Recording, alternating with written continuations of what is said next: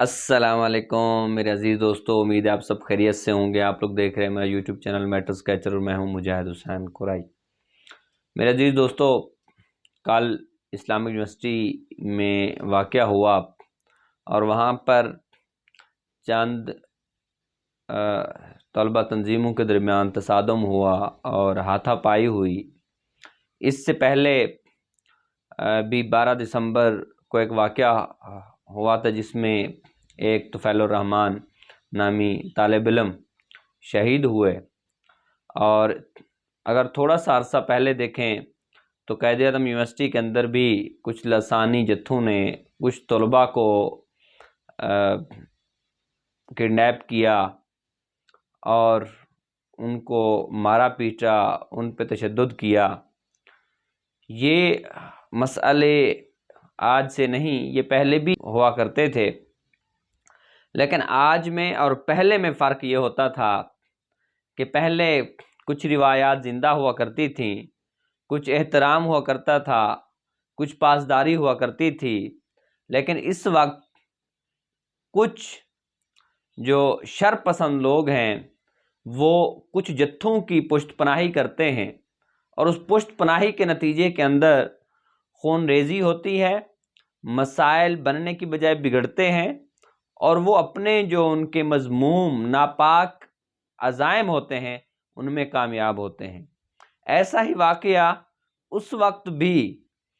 Islamic university میں ہوا تھا، اور آج کل کے واقعے میں بھی یہی ایشو چلا، اور وہ مرکزی کردار، مرکزی ملزم وہ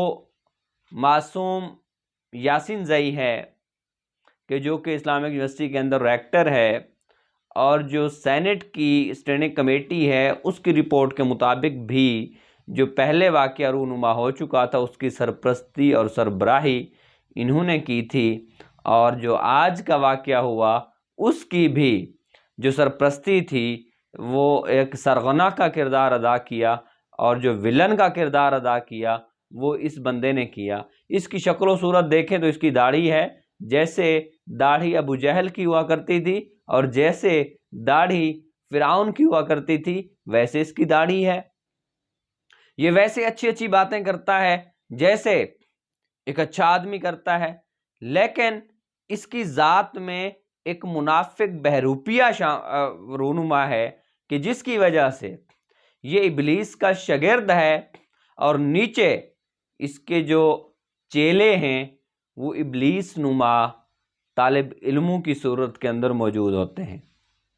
آپ کو تھوڑی سی چیدہ مثالیں دوں اور یہ واقعہ پیش کروں۔ واقعہ کچھ یوں ہوا، پیپروں کے دن چل رہے ہیں، پیپروں میں طلباء پڑھتے ہیں، نہ کہ وہ جمگھٹ بنا کے یا اس طرح کی چیزیں کرتے ہیں، کیونکہ ابھی سینٹ کی رپورٹ شائع ہوئی، اس کے اندر لکھا گیا کہ جناب جو اسلامک یونیورسٹی کے اندر واقعہ ہوا اور جس کے نتیجے میں ایک طالب علم نے اپنی جان گنوائی اور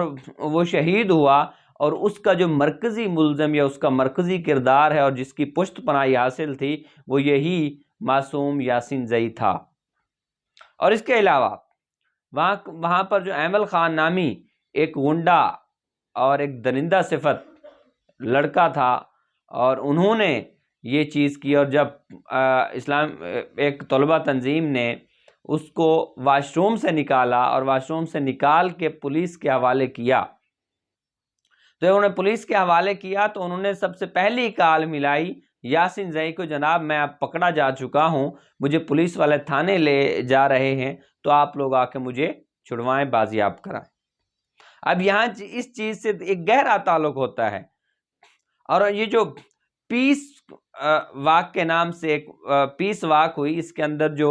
مرکزی لوگ ہیں وہ تو جے ٹی آئی کے ہیں، جمعیت طلبہ اسلام کے، اور اس کے علاوہ اس کے اندر جو پختون سٹوڈنٹ فیڈریشن ہے یہ لوگ ہیں۔ جو پختون سٹوڈنٹ فیڈریشن کے جو ذمہ داران ہیں جس میں خالق داد کا نام بھی آتا ہے وہ بھی بلوچستان سے ہے، جو پہلے واقعہ کا مرکزی ملزم تھا وہ بھی پختون فیڈریشن سے تھا، اور یہ ریکٹر جو ہے اس کا تعلق بھی وہیں سے ہے۔ اور ظاہر ہے کہ جب سینٹ کی رپورٹ آئی اور اس میں لکھا گیا کہ اس کا جو واقعے کی جو سرپرستی جس نے کی یہی یاسین زئی تھا، اور یاسین زئی نے بکلاہٹ کا شکار ہوتے ہوئے جب دیکھا کہ شامت آئی ہے تو بکلاہٹ کا شکار ہوا اور انہوں نے ایک نیا فتنہ سٹارٹ کرنے کی ٹھانی۔ اب پیپروں کے دنوں میں ایک پورے پلان کے ساتھ انہوں نے جے ٹی آئی کو متحرک کیا، پختون اسٹوڈنٹ فیڈریشن کو متحرک کیا، اور ایک پیس واک کے نام سے ہتھوڑوں سے لیس، اسلحے سے لیس، ڈنڈے سے لیس ڈنڈا بردار فوج تیار کر کے انہوں نے پیس واک شروع کی۔ اب دیکھیں، یہ مجھے تو وہی چیز نظر آ رہی ہے کہ اسرائیل جو اس کی ایک ناجائز ریاست ہے یا اس کی ناجائز زمین کے اوپر قابض ہے، وہ اس کو کہتا ہے دی لینڈ آف پیس۔ اور یہ مارچ جس میں نوجوانوں کے ہاتھوں میں اسلحہ دیا گیا، نوجوانوں کے ہاتھوں میں ڈنڈے دیے گئے، نوجوانوں کے ہاتھوں میں ہتھوڑے دیے گئے، اور اس واک کو کہا گیا جی یہ ہے پیس واک۔ اس کے نتیجے میں ہاتھا پائی ہوئی اور یہ لوگ ایڈمن بلاک میں گئے تو ایڈمن میں ایک طلبہ تنظیم کے کچھ نوجوان اپنے کام سے گئے ہوئے تھے، انہوں نے ان کے اوپر حملہ کیا۔ یہ جیسے ہی حملہ آور ہوئے تو ان نوجوانوں نے کال ملائی، یہ جیسے بھی ہوا تو طلبہ تنظیم کے کچھ کارکنان وہاں پر پہنچے، ان اپنے ساتھیوں کو، ان اپنے نوجوانوں کو وہاں سے چھڑوایا اور انہوں نے حملہ کیا، اور اس کے بعد انہوں نے ڈھونگ رچایا کہ اس طلبہ تنظیم نے ان کے اوپر حملہ کیا۔ صرف یہاں پر نہیں، اس ریاکٹر کی پہلے بھی بدمعاشیاں قائد اعظم یونیورسٹی کے اندر ہوتی رہیں۔ یہ کھلم کھلا فساد برپا کرنے کے چکروں میں ہے، یہ کھلم کھلا پاکستان مخالف سرگرمیاں، اسلام مخالف سرگرمیوں کے اندر یہ ملوث پایا گیا ہے۔ اس کا کردار دیکھ لیں یونیورسٹی کے اندر، اس کا اخلاق دیکھ لیں، بد کرداری کی انہوں نے مثالیں قائم کی ہوئی ہیں۔ اللہ پاک معاف فرمائے کہ انہوں نے جو داڑھی رکھی ہوئی ہے، سنت نبوی صلی اللہ علیہ وسلم کا انہوں نے مذاق اڑایا ہوا ہے۔ تو یہ ساری کی ساری چیزیں اور ان تمام بیماریوں کی جڑ اسلامک یونیورسٹی ہو یا وہ قائد اعظم یونیورسٹی ہو، ان تمام فساد کی جڑ وہ ایک ہی بندہ ہے، معصوم جو یاسین زئی ہے۔ اس کا تو نام لیتے ہوئے بھی زبان پلید ہوتی ہے، تو زبان ناپاک ہوتی ہے، تو یہ اس کارناموں کا حامل شخص کہ جس کو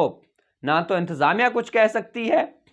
رپورٹ آنے کے باوجود بھی ابھی تک اسی کرسی کے اوپر براجمان ہے جس کے وہ لائق ہی نہیں تھا۔ سب سے پہلے کہ وہ استاد کہلانے کے لائق ہی نہیں ہے، وہ ایک بدمعاش ہے، وہ ایک گنڈا ہے، وہ ایک فتنہ ہے، وہ ایک فساد برپا کرنے والی جڑ ہے۔ اس کو اکھاڑ پھینکنا یہ انتظامیہ کا کام ہے، یہ پولیس کا کام ہے، اور یہ اسلام آباد کے انتظامیہ کا کام ہے کہ اس کو سبق سکھائے۔ وہ جو ایک تعلیمی ادارے کے اندر بیٹھ کے فساد برپا کرنے کی تربیت کرنے والا شخص ہے، وہ منافق ہو سکتا ہے، وہ مسلمان نہیں ہو سکتا، وہ پاکستانی نہیں ہو سکتا، وہ محب وطن پاکستانی نہیں ہو سکتا۔ تو انہوں نے پہلے بھی قائد اعظم یونیورسٹی کے اندر فساد برپا کیے، اور ابھی جا کے انہوں نے اسلامک یونیورسٹی کے اندر یہ فساد برپا کیے۔ سب سے بڑی چیز جو انہوں نے کی، سب سے پہلے وہ جو پہلے واقعے کے اندر شامل ایک منہاس راکی گنڈا اور اسی طریقے سے ایمل خان یہ درندہ، ان کو اسی پیس واک کا حصہ بنایا گیا، آؤٹ سائڈرز کو اس میں شامل کیا گیا، اور آؤٹ سائڈرز ہمیں نمایاں تصاویر کے اندر نظر آتے ہیں، نمایاں وہ اس واقعے کے اندر نظر آتے ہیں کہ جو کہ ایک طالب علم کے قاتل ہیں، ان کو کیسے اندر آنے دیا گیا ہے، اور اس کو اس طلبہ تنظیم نے جا کے یونیورسٹی انتظامیہ سے بھی ریکویسٹ کی کہ یہ لوگ یہاں پر دندناتے ہوئے پھر رہے ہیں، یہ پھر سے جو یونیورسٹی کی امن ہے، امن و امان ہے، یہ خطرے میں ہے، لہٰذا ان کو روکا جائے، یہ فساد برپا کریں گے، ان کو دور رکھا جائے، کیونکہ ان کے اوپر ایک 302 کیس ہے تو ان کو برائے مہربانی یہاں سے دفع کیا جائے تاکہ یہ اپنی نحوست اور نجاست کو یہاں پر نہ آ کے پھیلائیں۔ یہ جو لسانی کونسلز ہیں ان کا آپ کے لوگوں کے سامنے ان کا تعارف پیش کروں۔ ان کی سب سے بڑے کارنامے کیا ہیں؟ ڈانس کروانا، بچیوں سے مجرے کروانا، شراب نوشی عام کروانا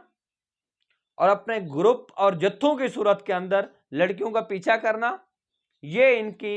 طلباء کے حوالے سے کام ہے۔ اور یونیورسٹیوں کے اندر فحاشی پھیلانا ان کا سب سے بڑا کارنامہ ہے۔ اگر ہم ان کے جو کلچرل شو ہوتے ہیں، ان کی جو میوزیکل نائٹس ہوتی ہیں وہاں پر جائیں تو وہاں پر آپ کو شراب نوشی عام ملے گی، وہاں پر آپ کو چرس عام ملے گی، وہاں پر آپ کو منشیات کھلم کھلا ملے گی۔ ان کی یہ میوزیکل نائٹ ہے، ان کا یہ کلچرل شو ہے۔ کیا ہم دیکھیں ہم کس ملک کے اندر رہتے ہیں؟ کیا اس ملک کا دستور، اس ملک کی روایات، اس خطے کی بر صغیر کی روایات کیا ہمیں اجازت دیتی ہیں؟ کیا ہم بے پردگی کو پھیلائیں، ہم منشیات کو پھیلائیں، ہم شراب نوشی کو عام کریں، ہم فحاشی و عریانی کو عام کریں؟ کسی بھی صورت نہیں۔ لیکن یہ لادین طبقہ، یہ اسلام اور پاکستان مخالف طبقہ، یہ ہماری یونیورسٹیوں کو ہمارے پاکستان دشمنوں کا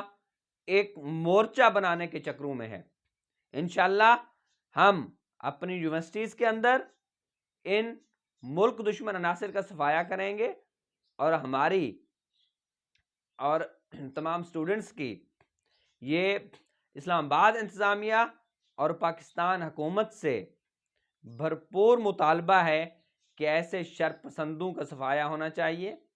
یونیورسٹیز کے اندر کسی بھی صورت اسلام مخالف اور پاکستان مخالف سرگرمیوں کو پنپنے کی اجازت نہیں ہونی چاہیے۔ ہمارا امن و امان کا، ہمارا علم و تحقیق کی اور ہماری تعلیم کی جو درسگاہیں ہیں ان کی فضا کو پرامن بنایا جائے، نہ کہ ان میں دنگے اور فساد برپا کرنے والی لسانی گروہوں اور جتھوں کو یہاں پہ یہ کرائے کے ٹٹو ہوتے ہیں، کسی کو بلوچستان سے لے آ کر یہاں پر داخلہ دلوایا جاتا ہے، کسی کو خیبر پختونخوا سے لے آ کر یہاں پر داخلہ دلوایا جاتا ہے، جن کا دور دور تک پڑھائی سے تعلق ہی نہیں ہوتا۔ اسی لیے ہم یہ بھرپور مطالبہ کرتے ہیں کہ ان کو دفع کیا جائے، ان کو یہاں یونیورسٹیوں سے ایکسپیل کیا جائے، نہیں تو حالات خراب ہونے کی پوری ذمہ داری یونیورسٹی انتظامیہ پہ ہوگی اور شہر کی انتظامیہ پہ ہوگی کہ انہوں نے غفلت برتی اور اس کے غفلت کے نتیجے کے اندر حالات یہ ہوئے۔ میرے عزیز دوستو، اسی کے ساتھ ہی میں آپ لوگوں سے اجازت چاہوں گا۔ اللہ نگہبان۔